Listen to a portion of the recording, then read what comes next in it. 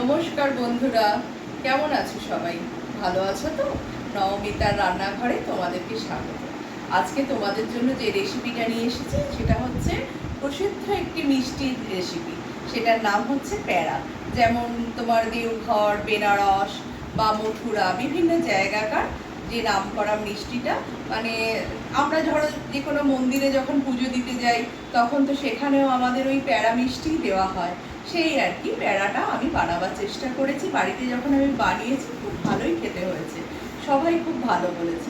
তাই আজকে তোমাদের সাথে সেটাই শেয়ার করব।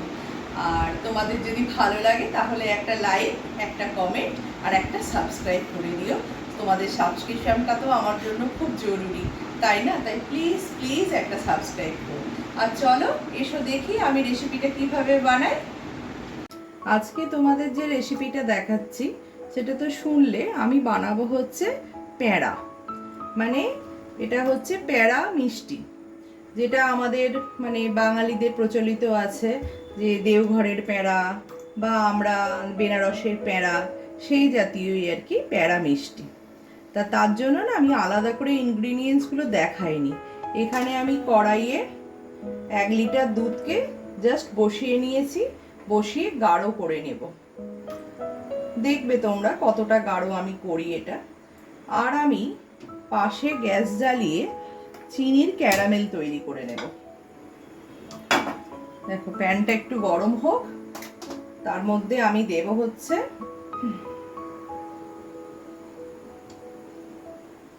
এরকম একটা বাটির সাইজে, বোলের সাইজে 1.5 বাটি মতো চিনি দেব।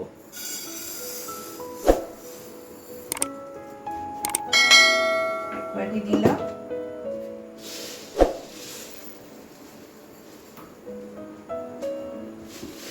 আর এই যে অল্প আর একটু দিয়ে দিলাম। এবার এটা আস্তে আস্তে চিনির ক্যারামেলটা তৈরি হবে। আর এদিকে আমার দুধটা ততক্ষণে জাল হোক। আর আমার লাগবে এর সাথে হচ্ছে গুঁড়ো দুধ, ব্যাস আর কিচ্ছু লাগবে না। শুধু 1 লিটার দুধ আর 1.5 বাটি মতো, ছোট বাটি 1.5 বাটি মতো চিনি, আর আমার হচ্ছে এই গুঁড়ো দুধের প্যাকেট। আমি মোটামুটি 250-300 মতো গুঁড়ো দুধ এর মধ্যে ইউজ করব। দেখো এবার তোমরা, চিনির ক্যারামেলটা তৈরি করার জন্য আমি গ্যাসে এটা বসিয়ে দিয়েছি। এবার আস্তে আস্তে এটা গরম হবে, আমি নাড়বো না। ক্যারামেলটা কিভাবে হয় দেখ, যখন গরম হবে আস্তে আস্তে চিনিটা গলবে, তখনই দেখবে ক্যারামেলটা তৈরি হয়ে আসছে। আর দুধটাকে যখন জাল দেবে, এটাকে কিন্তু মাঝে মাঝে খুব নাড়তে হবে, না হলে কিন্তু ওপরে সরটা পড়ে যাবে, তো তখন ওই মোলাম ভাবটা আসবে না। মিষ্টির যে একটা মসৃণ মোলাম ভাব আসে সেটা আসবে না। সেই জন্য মাঝে মাঝে এটাকে নাড়তে হবে যাতে সরটা না পড়ে। দেখো চিনিটা গলতে শুরু করছে। এবার চিনির এই ক্যারামেলটা আস্তে আস্তে তৈরি হয়ে যাচ্ছে।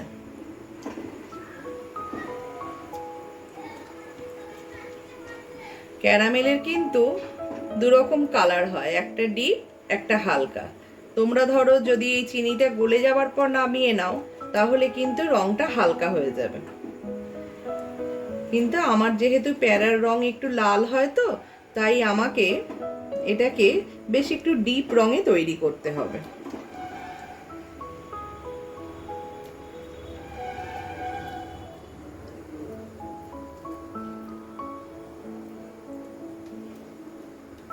দেখো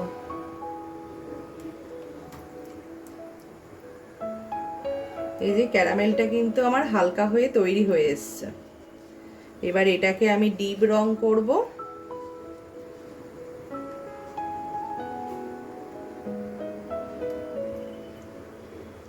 গ্যাসটা কমিয়ে দিলাম। এবার আস্তে আস্তে এটা একটু গাঢ় হবে আর তত রংটা আরো ডিপ হয়ে যাবে। মানে একবার দেখো, এবার যখন এটা মোটামুটি ফেনায় পরিণত হবে না, তখন গ্যাসটাকে বন্ধ করে দেবে, কেননা না হলে আবার তেতো হয়ে যাবে বেশি যদি করতে চাও। এইবার কি করতে হবে দেখো, অল্প অল্প করে একটু জল দেব।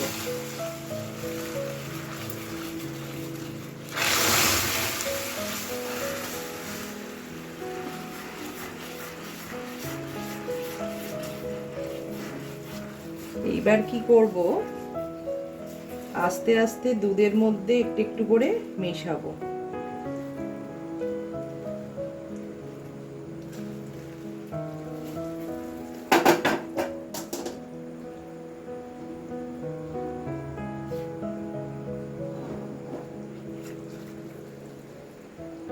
আস্তে আস্তে দেবে কিন্তু, না হলে কিন্তু খুব ছিটকে উঠবে।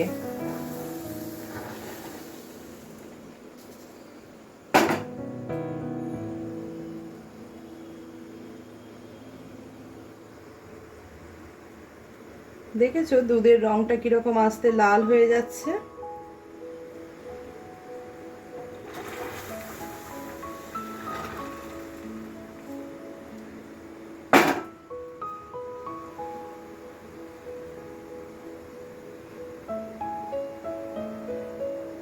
দুধটাকে ফুটিয়ে ফুটিয়ে আর বেশ অনেকটাই গাঢ় করতে হবে।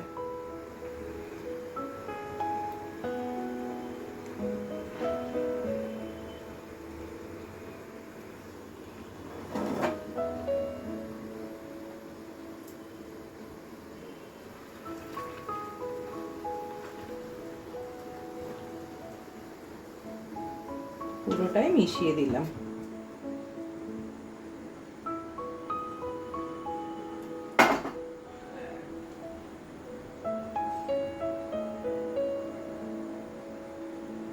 সুন্দর রংটা চলে এলো, একদম দোকানে যেমন প্যাড়া কিনতে পাওয়া যায় দেখো সেই রকম কালারটা চলে আসছে।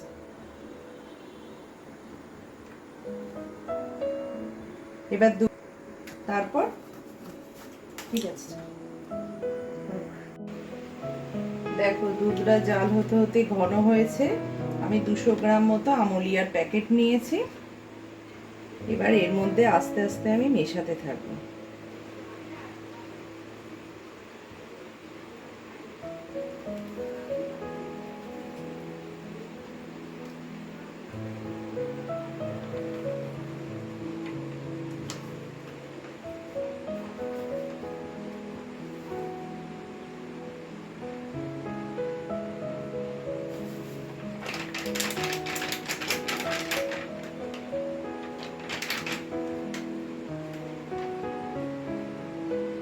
কন্টিনিউ এটাকে নেড়ে নেড়ে নেড়ে নেড়ে পুরো ঘন করে মেরে ফেলতে হবে।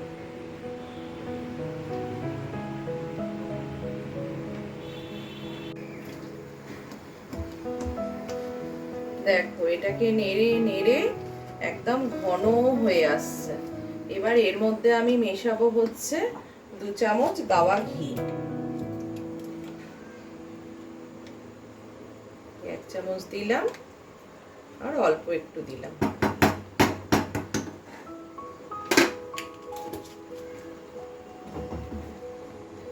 ঘিটা মিশিয়ে দেব। এবার দেবার পর এটাকে কন্টিনিউ কিন্তু নাড়তে হবে, জানো তো, নেড়ে নেড়ে দেখবে কড়াইয়ের গা থেকে ছেড়ে ছেড়ে চলে একটা বেশ মন্ড মতো তৈরি হবে। তারপর কিন্তু এটাকে নামাতে হবে। তো আমার ততক্ষণে তৈরি হোক, তারপর তোমাদের দেখাই। দেখো এটাকে ফুটিয়ে ফুটিয়ে মেরে মেরে গ্যাসটাকে কিন্তু কম করে একদম সিমে রেখে করতে হবে। এবার সিমে রেখে করে মেরে মেরে মেরে মেরে আমার এইরকম অবস্থায় দাঁড়িয়েছে।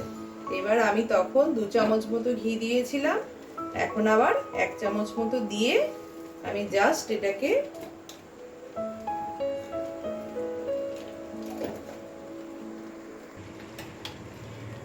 এই 1 চামচ মতো ঘি আমি আরেকটুখানি ছড়িয়ে দিয়ে দিলাম।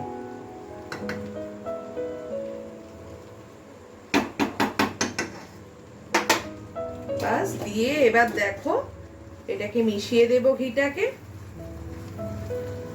এবার কড়ার গা থেকেও আমার ছেড়ে আসছে। এবার এটাকে আমি মেশানোর পর ঠান্ডা করতে দেব। ঠান্ডা হয়ে গেলে তারপর এটা আরো অনেক শক্ত হয়ে যাবে, তখন এটাকে প্যারার শেপে বানিয়ে নেব। আগে ঠান্ডা হোক, তারপর আবার শেপটা বানানোর সময় তোমাদের দেখাচ্ছি। এবার দেখো, একটা থালা নিলাম, তার মধ্যে একটু ঘি লাগিয়ে নিলাম। লাগিয়ে নিয়ে আমি এই প্যারার যে এটা তৈরি করেছিলাম সেটা ওর মধ্যে ঢেলে দেব ঠান্ডা হওয়ার জন্য। প্রচন্ড গরম তো, এর মধ্যে না দিলে ঠান্ডাটা তাড়াতাড়ি হবে না।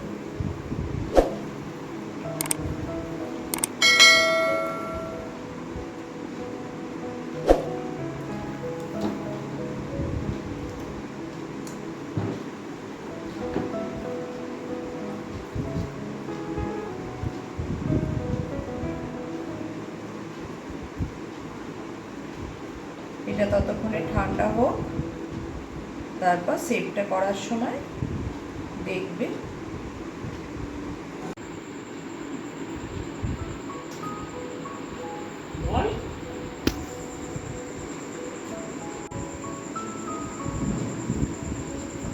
আমি এবার এটা যখন ঠান্ডা হয়ে গেছে, তখন আমি এগুলো একটা শেপ দিয়ে, প্যারার যে শেপ হয় সেই শেপ দিয়ে প্রথমে এরকম গোল করে, তারপর একটু চেপে নিয়ে, তোমরা পারলে দোকানে যে প্যারা কিনতে পাওয়া যায় এরকম হাত দিয়ে চিপে দিতে হয়।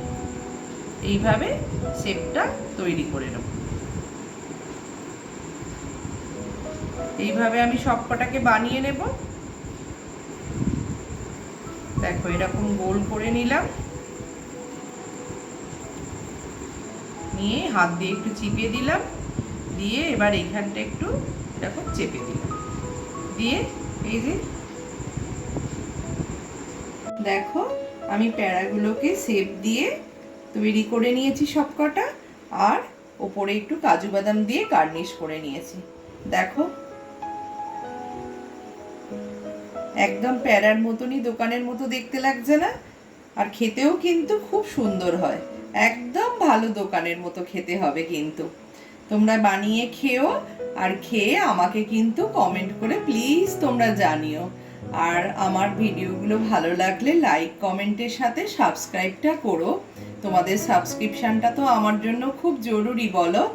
কেননা তোমরা যদি সাবস্ক্রাইব না করো তাহলে তো আমি নতুন নতুন ভিডিও আনতে পারবো না, মনের তো অনুপ্রেরণাও পাবো না, বলো? সেই জন্য তোমাদের সাবস্ক্রিপশানটা আমার জন্য খুব জরুরি। প্লিজ একটা সাবস্ক্রাইব করে দিও।